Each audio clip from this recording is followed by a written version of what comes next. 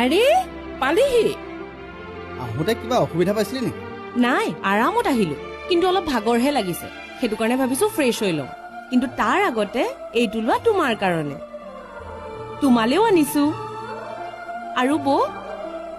তোমাৰ কাৰণে এইটো অফিচলৈ লৈ যাব পাৰিবা কিয়নো আনিব লাগে? বৌয়ে চাকৰি এৰিবই দুদিনমানৰ পাছত মই এতিয়ালৈকে সেইটো কথা ভবা নাই মা। মই কৈছিলোৱে দেখোন ঘৰৰ বোৱাৰীয়ে চাকৰি কৰি ঘূৰি ফুৰিলে ভাল নেদেখি নিবিৰে ইমান দৰমহা পায়ে তোমাৰ কি অসুবিধা হৈছে মই ফ্ৰেছ হৈ লওঁ তেনেহলে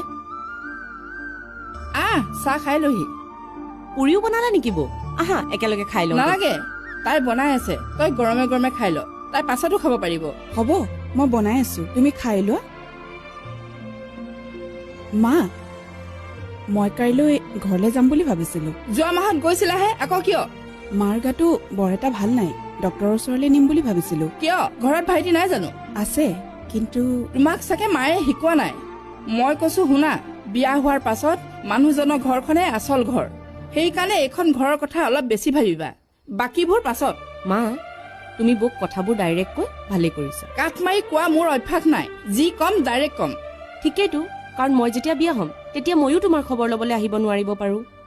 কাৰণ মানুহজনৰ ঘৰৰ কথা আকৌ মই বেছিকে ভাবিব লাগিব নহয় আৰু মই যে তোমালোকৰ পৰা দূৰত থাকি পঢ়ি আছো মানুহজনৰ ঘৰৰ কামবোৰ কৰিবলেহে কাৰণ বোৱাৰী মানুহে আকৌ চাকৰি কৰি ঘূৰি ফুৰিলে ভাল নেদেখি নহয় আৰু বিয়াৰ আগতে হেঁপাহ পলুৱে গৰম পুৰি খাই লৈছো কাৰণ বিয়াৰ পাছত আকৌ মই পুৰি বনাই থাকোতে মই নিজেই খাবলৈ সময়ে নাপাম নহয়